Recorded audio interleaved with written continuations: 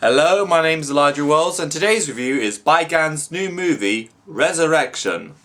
The movie follows a man who goes by the name only by Deliriant as in future where humanity has pretty much lost its ability to dream in exchange for immortality. One man who of course goes by the name of Deliriant pretty much renounces his own immortality to dream, even if it does kill him. And of course, he dreams all these weird, fantasy-like worlds that all done in the style of movies. Baigan, the film's director, has definitely made a bit of an impression, particularly within the Chinese film industry, particularly with his 2018 breakout film, A Long Day's Journey into the Night, which very famously included a 1 hour long tracking shot at the end of the film. So much so, the movie was marketed as a rom-com and was a commercial hit in China, but did receive mixed reviews in China, but was internationally well liked outside of his native country. So much so, he did make Color Blues, which came out in 2021, and now with 2025, he came up with probably his most ambitious film he has done, being Resurrection, which of course has garnered even more attention when it won the special prize at the Cannes Film Festival last year. What, in my opinion, got the ball rolling for me on my interest in the movie is that the movie was composed by none other than Anthony Gonzalez, also known as M83. Because if you've watched my channel long enough, I'm a fan of M83. You know, the person that did Midnight City, Hurry Up We're Dreaming, Before the Dawn Heals Us, and Dead Seas, Red Seas, and Lost Ghosts. He's one of my favourite musicians, and I've seen him live when he did his fantasy tour. So, of course, even though he has dabbled in a little bit of doing like film compository and soundtracks. Most notably, did Tom Cruise's Oblivion, which he did say in the interview that he just didn't really like that much. And of course, he does do work with his older brother, being Young Gonzalez, who is more known for his more artsy stuff, and that does make rounds at the Cannes Film Festival, like You and a Knife and Heart plus Knife. With, of course, being both composed by M83, knowing this is him getting out of his comfort zone once again to essentially compose a soundtrack for a Baigan movie, which is going to be a very interesting experiment to see how it goes. The narrative of the movie is definitely very experimental, to say the least, as the movie does follow like 4 or 5 different chapters in the movie, all deriving from the senses, like taste, smell, and hearing, touch, and even one of them being a mind. And all of them follow being a lady treating a monster, which is shot like it was a silent movie. Not just it's all like almost dialogueless, and filmed on a slow frame rate, like reminiscent of a silent film, and also has placards to express a dialogue, again similar to silent films. And there's a detective noir film about a detective who's solving a case about a murdered musician on a train, which is again like a noir film from the 1940s and 50s. There's also a story about a former Buddhist monk who is talking to the god of bitterness in an abandoned Buddhist temple, and there's also a psychic who trains a kid to know playing cards just on the scent of the cards, pretty much like a Henry Sugar-esque story. And of course, there's probably the most magical scene in my opinion is definitely a crook who follows a girl around in a port city, and it's all done in one tracking shot, even though it isn't as long as the Long Day's Journey into a Night, where it goes on for like about an hour. But this one goes on for about over half an hour, and it's done like through a very hilly city, and it goes into a nightclub and out of it, and pretty much goes through, just weaves through all these districts and back into the port, and goes all up and down these hills, which is again a very beautifully shot scene in my opinion. The music by M83, particularly in this movie, is definitely very gorgeous in my opinion, particularly something like Sullen Passenger, which does appear in by the end of the movie. It's definitely very out of body, very ethereal, and just very gorgeous of what you expect from an M83 score. And also the cinematography is just a standout in this movie. Like, not just there was the one sequence where it's all just a one tracking shot, and I feel like this is a movie that really uses its color palette and just uses it to its most strongest effect that it can possibly do, and it does pay off in major troves.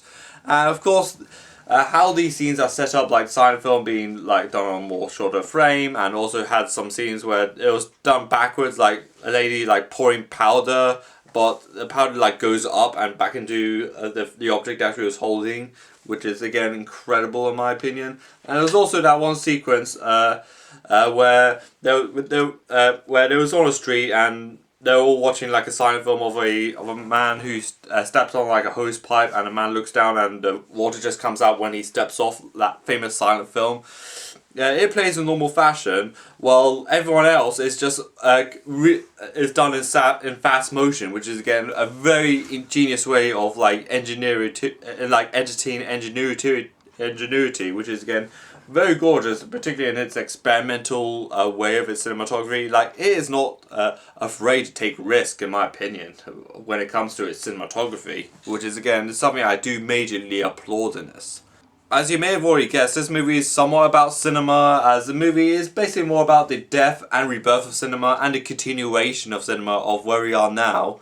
But not in the sense where it's like La La Land, where it's pretty much a lot more obvious about it. This one definitely takes more of a poetic view on cinema, not to the point where it's pretty much making a lot of pointers about it. It just lends it to you and just places it into your own logic, which is again it gives the audience a much more room for interpretation on how they play in their own logic, which is again, I definitely do applaud it. It could be a riskier move, like, see what you think about this scene. With that approach, like, it could go in any other way, like, either this is a director that wants to play off the audience, like, play off their imagination, or this is just a director who really doesn't know what he's doing, so he's just lending it over to you. It's just out of sheer confidence, I guess, but it's definitely done in a way that it pretty much wants to play off on our imagination and see how each scene will go and how it would correspond with our expectations and how the rest of this film just plays out, which is again a pretty cool way to do things. One of the qualms I did have with this movie is just the story, in my opinion, is definitely pretty hard to follow. Like, even though it's about the when humanity pretty much renounces the ability to dream, so one man pretty much that continues dreaming in exchange of a shortened lifespan. I feel like, particularly with having like a really big story, I feel like I just lost track in like a couple scenes in the movie. Like, it kind of reminds me a little bit of something like the Paul Thomas Anderson movie Inherent Vice, where the movie storyline just keeps growing, and keeps growing too much, so much that you just lose track of what's happening, and it just grows too big that it's just way too big of a scope to go with. Again, I do applaud the movie's like already massive scale, particularly with its visuals and how again it does utilizes mostly practical effects, particularly with its camera movements and its editing. But when it comes to the story, it's definitely aware of its pretty massive scale. I feel like it just became too big for the audience like me to comprehend. And also, it does remind me a lot more, particularly with the movie by Darren Aronofsky from 2006 being The Fountain, where the movie's visual imagery and its philosophical themes of death, rebirth, reincarnation, and continuation, which definitely do play quite a huge amount of importance in this movie, Resurrection. Even though there were some people that took issue with the story, but I feel like this is a case where the visual imagery and the really thought-provoking themes of this movie are definitely going to carry that movie a lot more than already the somewhat opaque narrative that the movie has. Like, even though people will, this is that type of movie where you definitely are going to come into it with questions, and you're going to come back out of the screening with questions for you when the movie asks you your questions, and you're going to still be asking that way after you finish the film. So I think that was that same effect I had when watching The Fountain with Hugh Jackman and Rachel Weisz many years ago, where this does look intriguing, but this is definitely going to be a lot more philosophically heavy in its topics, and definitely a lot of very cool visuals to back it up as well. So it's definitely going to be that type of movie. For Bai Gan's Resurrection, this is definitely majorly a risky bet for him as one of China's biggest art house auteurs.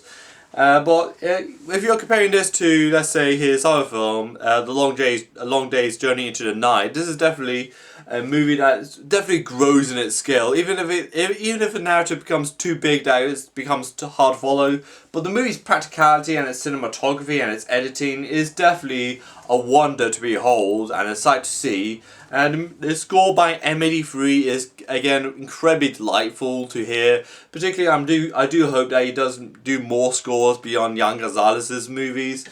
And of course, the film's philosophical themes of death, rebirth, reincarnation, and the continuation, particularly, and putting it into concentration of cinema, and how it pretty much utilizes that, in particularly in the sequences where it's done like a silent film, particularly with the placards, with the dialogue, and a slow frame rate, or something like a neo-noir film, or more modern stuff, or more artsy stuff probably the coolest sequence in the movie, like the scene with the crook and lady who just follow each other around and into a karaoke bar, and all done in that one tracking shot which lasts over like 30 minutes.